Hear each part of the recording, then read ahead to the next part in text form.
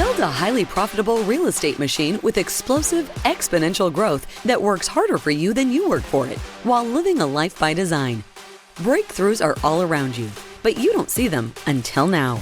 Join Jason Williford here at the Ultimate Real Estate Machine as he converses with highly respected and world-renowned experts from inside and outside the real estate industry. You'll discover proven business, marketing, and sales strategies that transform you into the most trusted, dominant, and influential expert in your market, the preeminent agent. Each episode brings you one step closer to the highly profitable and fulfilling real estate business that you've been longing for. Here's your host, Jason Williford.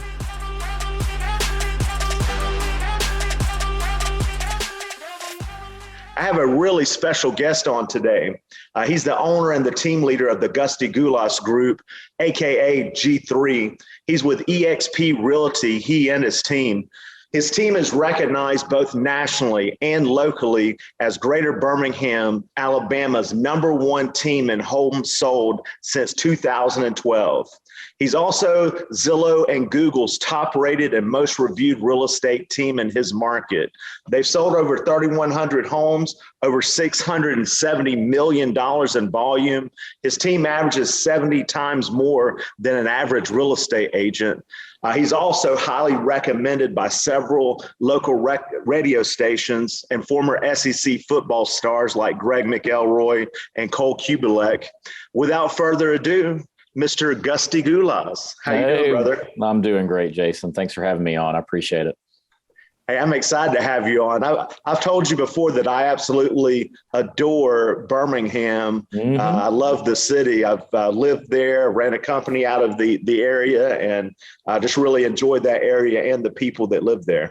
Well, we need to have you back soon. It's we've gone through a lot of revitalization over the last 10 years. So there might be some things that you would not even recognize now. It's been years since I've been there. My favorite barbecue restaurant is Full Moon. So there's a quick plug for Full Moon Barbecue in Birmingham, Alabama. It's close to you. Pretty delicious, but guess what? I need to introduce you to Saul's Barbecue. It's even better. That is one of my favorites. So I will go on a food barbecue test tour of Birmingham, let's do it. Alabama. Only if I'm invited and we can have, like a rib eating contest. Oh, I love ribs too. I'm pretty great on the green egg, actually. Okay. Well, the green egg does the work, right. But I just manage the green egg. There you go. Shoot, Mr. Gusty, could you tell us more about you?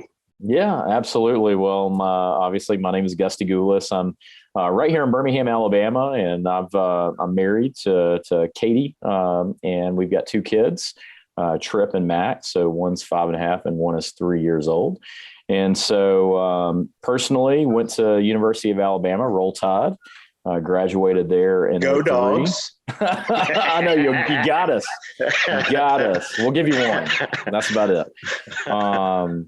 But, I tell you what, really ever since college, I've been in real estate or something real estate related. I was in the mortgage business for a couple of years and then found my way into real estate. And luckily, have been successful in the real estate world, built a team up. And, really we're, considered, when people think of Birmingham, Alabama real estate, people think of our team, which is a beautiful thing for us as we continue to grow.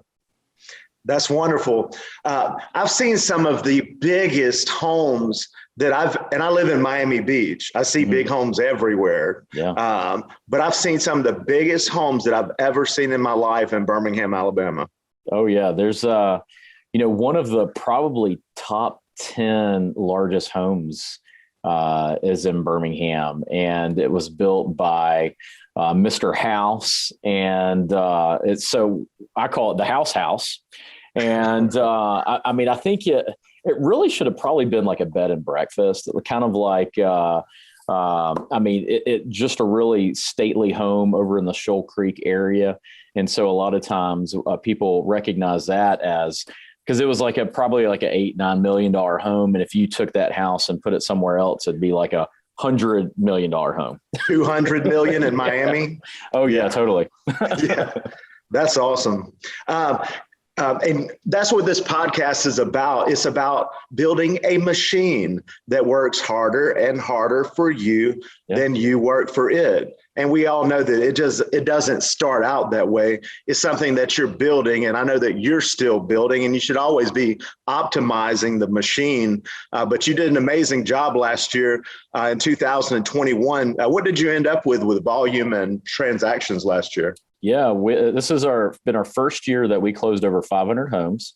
So we ended the year at 566 homes for 152 million in volume. So we've been stuck for 3 years in that 400 unit mark, and so we were pretty pumped to get over 500, and now we're on our path to 1,000. Amazing job. What do you think was the game changer that got you unstuck? That's a great question. Which is crazy, isn't it? Hey, I sold an average of 400 homes a year, but I was stuck, and I got unstuck, and I sold 566. I think a lot of it has to do with we're consistently developing our agents, and we're always trying to get them to the next level. We added more agents, so I think that helped get kind of over that threshold. Our support staff is really the best in the business. We have some of our support staff that have been with us 4, 6, 8 years.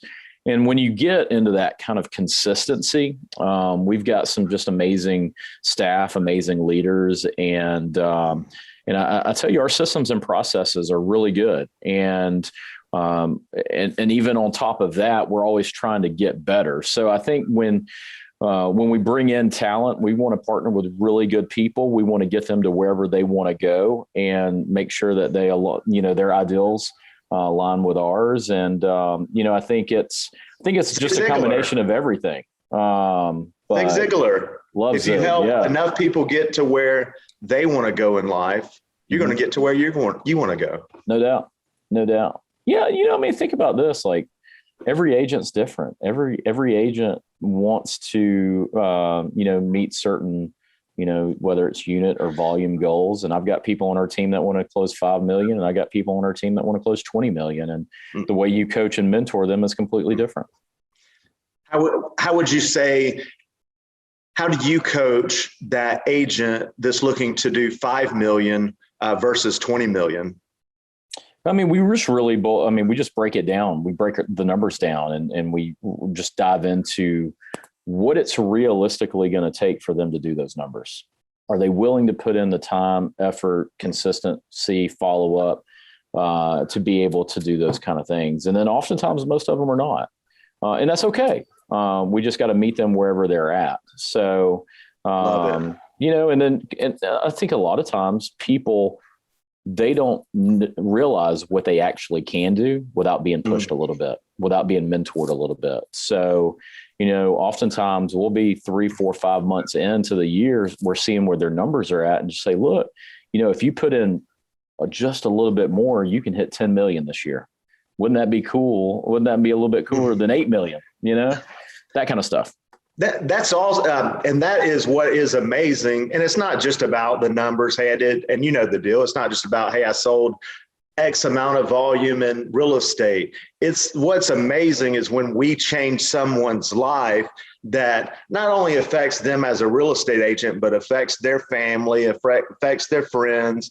They're able to do more things for the community than they were originally. That's one of the biggest things that I love is just changing someone's life. That's why I do it. Yeah. What made you decide to build a team? It really just came from excessive leads. So my first step was starting out with a part-time assistant and, took off the things that I was not the greatest at, which was paperwork. And so we delegated that. That allowed me to sell more houses. And then it got to the point where I just luckily, I was super thankful to have more leads than I could handle. But I grew up in an entrepreneurial business, and both of my parents were entrepreneurs, and I knew that we had to provide a great customer service experience. And so at that point, we had to bring on more talent. And so we brought on our first agent. That worked out really well. And then from that point, we just kind of stair-stepped.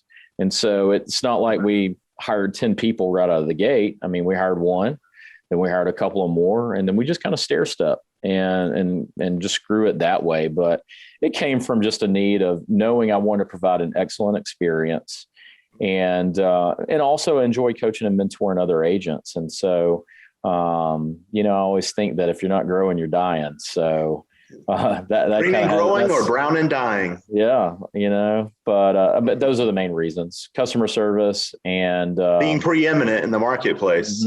For sure. To external clients, being the client, the home sellers, home buyers, investors, but being preeminent to your internal clients as well. Yeah, that's awesome that you learned that from your parents. What kind of work were they in? So my dad had at one time 7 different restaurants at the same time, which was quite a juggle. So I grew up in the restaurant business. Luckily, did not pick that. and then that's my mom, crazy industry, I'm sure. Oh man, you couldn't pay me to own a restaurant. I'll tell you that. And then my mom had an antique store and consignment shop, and so it was really cool to grow up and learn from, 2 of the best. And, but they really instilled in me early on that, you really got to provide a great experience and great customer service. Love that. And my grandfather was an entrepreneur as well. And I think is what it comes back most to me is going back to values. And that's a mental model that I have in my mind too, is, just simply doing people right. And doing the right thing, and the golden rule. Am I doing things like my grandfather would do in business? You know what I'm saying? That. So just always checking myself. What would you go back to if you could go back in time and go back to a brand new team leader? You just started a team. What would you go back and tell yourself to do things differently? Buy houses. Buy houses. I love that. Invest more, for sure. Looking at actually being a team leader and working with the agents, I would have created more systems and processes early on so that I would be able to use leverage even more. The machine. Well, hey, I wanted to get into one of the chapters within the book, which are huge marketing mistakes that can cost agents a ton of money. And I'm paraphrasing that. But I want to get into marketing mistake number 2. And there's 29 marketing mistakes that real estate agents make within this chapter. And I want to get into marketing mistake number 2, which is falling victim to doing what the rest of the herd is doing, which is how many agents are in your local market? I think at this point we're at 4,600 and growing, I think, by the minute. I seen an article in Real Trends like 2 nights ago, and it said that the amount of real estate agents in the industry is at an all-time high. Yeah. I know when I was at NAR, we were at like 1.57 million in the United States. And that's just realtors, right? That's not real estate agents. Right. Yeah. Total. Wow. And I was wrong. I thought the number was, the number about a year ago was over 1.4 million. But that's just the part that I had wrong, is I thought that was real estate agents total, not just realtors. That's right. And if you don't separate yourself, as I say, separate yourself from the herd, you're going to be a commodity within the industry. What are some things that you do to not fall victim of just being a traditional real estate agent? Man, I think that's an excellent question. I think you've got to be different so that people will recognize you. Like, first off, I'm pretty lucky. I've got a really weird name. So that's easily recognizable, comparatively speaking. But, I consider myself a student of the industry, and I watch what people do all around the country. And so, I just like to, see what everybody's doing and doing what works. And so, we've been early on to doing radio ads in our market. I've got my own radio show, and it's probably one of the most fun hours of the week that I have. And what I love about that is it's even built some really good relationships. What's some things that you cover in your radio show? So we do a local business spotlight, and that's one of our segments. And so we're able to get, find out about new businesses. We've able to have mayors, city council, president of the housing authority. So we've grown it into being not only a real estate show, but really being about Birmingham. And so we'll talk about new restaurants coming out. And so we're really just, really first segment's really about me and my co-hosts, like life and real estate in the mortgage business. Second segment is about local business spotlight. Third segment, we talk about our open houses, our coming soons, our new listings, our buyer needs, our testimonials. And then fourth segment, it just kind of depends on how we're going with the flow. And so talking about, it almost goes back into whoever our guest is for the week. But, I think what we're trying to do is we're trying to do something completely different than everybody else in the market. And we're trying to bring as much attention, not only to us as a brand, but our clients. And we want to get as many people on our website to get maximum exposure for our listings and get them the most money. And that's what separates us from the herd. Love that, brother. And I love that because what I keep going back to is the number one principle to me in business is the strategy of preeminence. Chapter 4, the preeminent agent being the number one most trusted expert in the marketplace. And that's what you're doing on that TV show, is that you're educating the entire local market on a great medium, obviously radio, and it sets you up as the authoritative expert in the Birmingham area, the number one most trusted go-to agent in the market. I also love how you actually tie into one of the 217 predictable referral strategies that Jay Abraham and I have in Elite Agent Referral Mastery. One of those are expert interviews. And expert interviews, you're building strategic alliances with local business owners. So not only are you just being about Gusty, you're also being about those local business owners. So everybody that you're bringing on that show, when they also, that are authoritative influencers within the market, they also know who their number one go-to agent is. That's right. That's right. I'll tell you, for example, we're a big health. UAB Health Systems is the biggest employer in the state of Alabama. And so we have a really big health tech emerging out of Birmingham. And so our guest that's going to be on this coming Sunday is building this health tech company. And so he gets into how he's able to help patients, what he's doing to generate funding. And so, we're bringing a spotlight on that local business, which has the ability, potentially one day it could get acquired and could be a multi-$100-million company. And how cool would it be to say, hey, early on, we had him on our radio show. And it's good forever. It's the content library. It's an asset. Your library, whether it be video, audio, which I love video, because when you capture the video content, you can repurpose that content any way that you want. So it's pretty much the king of content, video. Right. You can transcribe the video. You can get into words. You can strip the audio out of it. You can take a 60-second spot and run that as one of your radio spots, etc. But wonderful job. I wanted to get into marketing mistake number 16, which are all lead sources are created equal. And I know you're kind of past that in your business, being that. Do you even know how much approximately that you have wasted in ineffective marketing through the years when you just didn't know what you didn't know? Hundreds of thousands of dollars. Hundreds of thousands. Ditto. We did too. And that's probably, you're just talking about hundreds of thousands of dollars that you can track back into this campaign or that campaign not working. But when you put opportunity cost and opportunity cost being, how much is my average gross commission income worth per transaction? Okay, let's say it's $12,000.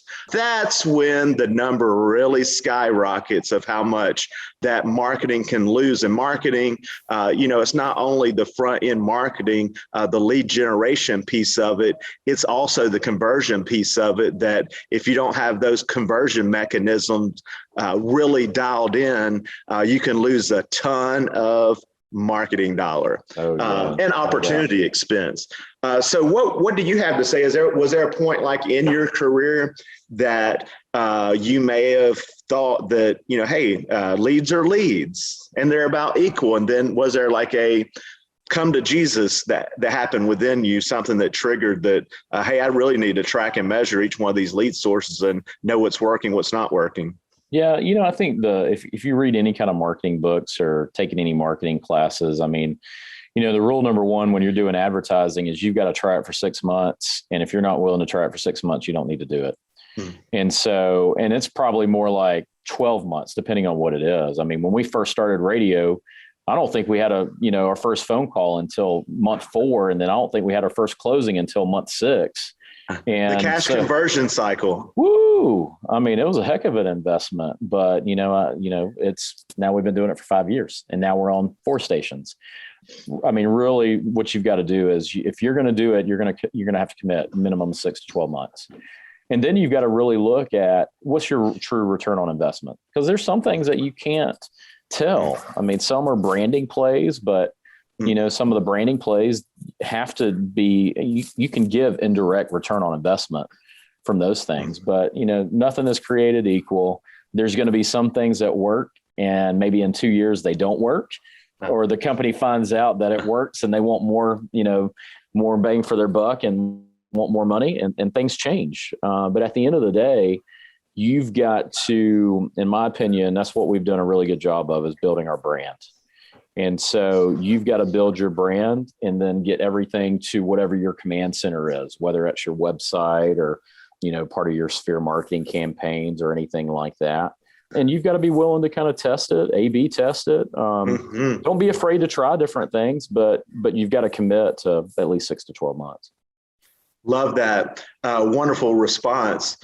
You mentioned about tracking and reporting. You didn't actually say that, but I could tell by what you were saying that you do track, report, measure your lead sources. And the way I describe it is, if you're not doing that, it's like flying an airplane and not having any instruments. There's just a point of time that you're going to fly the plane right into a mountain, especially if you have some heavy duty to you, whatever that number may be, marketing dollars going into campaigns.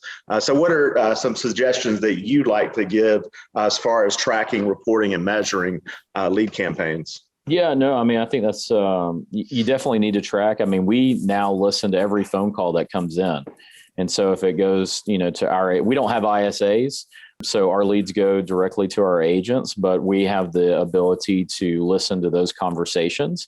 And so we're able to grade them, and we're able to coach our agents, and so that we can work towards increasing conversion and increasing our return on investment. But at the end of the day, I mean, you've got to track everything. So we know how many closings are coming from different lead sources. We know how many leads that we're sending to title, to insurance, to mortgage. Tracking it all the way through the funnel. Yeah. Tracking everything. Yeah, you got to. Love it, brother. And that's one thing I've seen about you you're on my social media, you're on my Facebook, and I see from time to time, not just your business, but also you live a great life. To you, if I'm reading you right, and I think I am, it's not just about business for Gusty.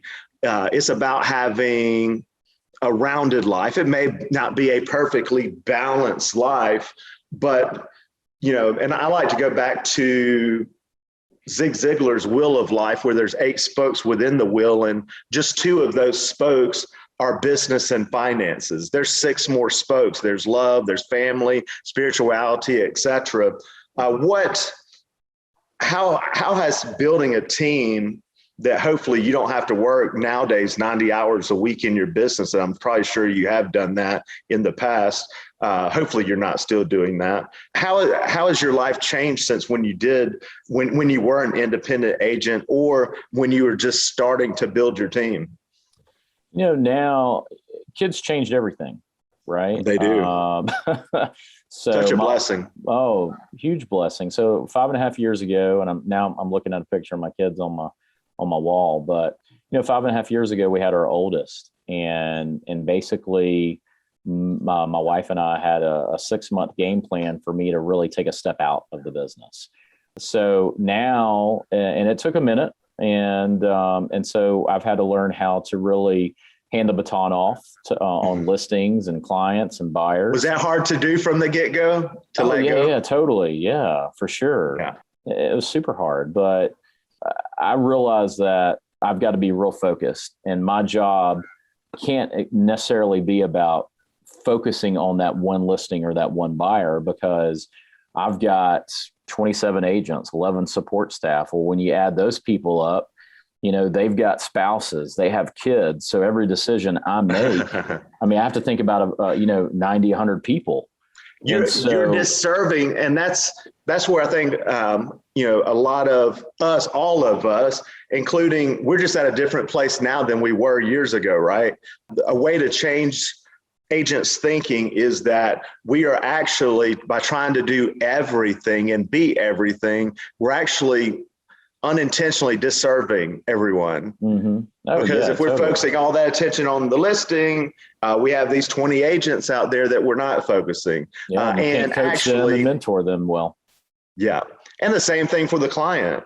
So we'll come back and let me kind of circle around that loop. But, now I'm usually home by 6 p.m. I'm at home on the weekends. And one of the big things I wanted to do was try to remove agent burnout.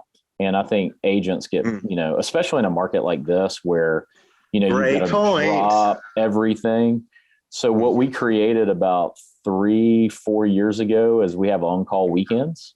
And so our agents trade one weekend of showing for all of our team members to get 3 weekends off. I love that. So in essence, we become showing agents. And if one of the clients wants to make an offer, then the agent in charge will write the offer and handle everything. But that gives people some time off to be with kids, be with family, do laundry, go on vacation, and have a life. Which goes back to that white glove experience, not just for your agents, but for the clients too, because then you got an agent that's just charged and they're ready to rock, and they have some downtime, they have some family time, they're more happy, they're less stressed out, they're less frustrated, etc. So I love what you did there. Wonderful idea. Yeah. What's your favorite part of doing what you do for your team, clients, and community? What makes it fun for you? I like seeing others succeed. I feel like, luckily I feel like I've made it in the business, and so now it's really about bringing other people on. So, I feel like I've gone through the ego stage and I've shed the ego. And so now it's about other people. And, I think when you're a parent, things do change. And so it's about helping other people and growing others. And I think that's, a lot of it did change by being a parent. So I love coaching people. I love mentoring people, and I love celebrating everybody's success. Love it. And even if they're not on my team, I still like celebrating other success. At the end of the day, there's enough business to go around. Life gives to the givers and takes from the takers, period. Yeah. And takers don't work on our team. I'll tell you that. You've got to be a team player. You've got to be a giver. And the ones that have tried to come on our team that it was all about them just never work out. I got 2 last questions. First question, how do you know immediately, even in maybe the interviewing process, that someone's probably not going to be a fit for your team, or they're definitely not going to be a fit?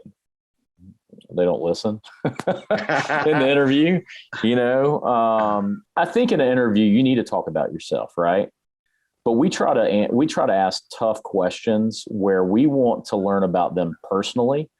What we have found is if we can really get to know somebody deep personally and we can help coach them on a personal level, then we can have them the best for their professional level. So I'm looking for people that are team players. Did they play in a team sport growing up? Mm-hmm. I'll look at their language. Are they talking about I, or are they talking about we? And then I try to test them during the process and seeing if they're truly realistic. Sometimes, and some people just don't interview well. So I'm probably the person that likes to give more people an opportunity than they probably deserve. But me too. To a fault sometimes. Yeah, I'm with you on that. But yeah, I'm looking for good people. This is what it really goes down to. Good humans. I'm trying to remember, it was in a book, and it may even be the title, Humble, Hungry, and Smart. And they don't have to be a rocket scientist, but have, good common sense, obviously. I don't really want a rocket scientist for real estate. Oh, heck no. In a sales environment, over analytical is not good. Right. And super duper, like 1,000% logical, not good either. Yeah. Well, shoot, what does the future for the Gusty Gulas group look like? Yeah, man, we've had a goal to close 1,000 homes since 2017. And so we're making process, and we're chipping away at that tree. And so 1,000 homes is really where we're geared for. And who knows what's going to happen after that. I'm really working on just making impact in people's lives. And one of my long-term goals is to work on affordable housing and help end homelessness. Love it. Those are a couple of things that I'm working on, but the team will continue to grow. And, I think, again, if you're not growing, you're dying. So let's stay in growth mode. I love it. And that's one thing that changed for me when I was sick in the hospital, almost died in late 2020. And my personal mission statement changed, and it became really simple that while I'm here on earth, my mission is to positively impact 10 million or more lives while I'm here. Directly or indirectly, just being that, hey, if I did, just theoretically speaking, if I said something to Gusty and Gusty went out and didn't even mention my name and didn't even know it resonated, that it came directly from me, and he went out and impacted 1 million lives, I just got 1 million lives in my mission. But can I challenge you on that? Yes, please. How do you quantify that? I can't. Or I can, but as far as actually, and I've thought about that, like, how do I track that? And that's a hard number to track on that. You and I both being trackers. Mm-hmm. And yes, I think about crazy stuff like that. And that is like one of the, how do I track and measure that? Mm-hmm. Be tough to track and measure, but obviously being on big stages, will help me get closer to tracking that. I like it. Agents on Fire TV show. It's going to be releasing the first episode in approximately 2 weeks or so, 10 to 14 days. That's a great platform. I have Kevin Harrington from Shark Tank on there, Jay Abraham, Michael Burnoff, Ben Gay III. He was Napoleon Hill's last protege. His book, The Closer, sold like over 12 million copies. So, wow. Getting on more stages, hopefully the book impacts more lives. That's one way to track that, I guess, by how many, sales and how many people, which is hard to track that, how many people bought it and then how many people read it. You know what I'm saying? Yeah, that's right. So how do you track that, So, yeah. But hey, I do appreciate you, and I love what you're doing. For agents that are listening that may have referrals in the Birmingham market, how can they get in touch with you? Yeah, easiest way, I just tell people follow me on social media, Instagram or Facebook, and reach out to us through our website, gustygulasgroup.com, and we'll take great care of their referrals. Love it, brother. That's it for this episode of The Ultimate Real Estate Machine. May your real estate machine be extremely rewarding, fulfilling, and life-changing for you and all the people that you impact. Claim those skyrocketing results that you demand from your real estate business. Subscribe to the show for more content like this at ultimaterealestatemachine.thepodcast.com. And don't forget to leave a positive rating. Thank you for joining us. See you on the next episode.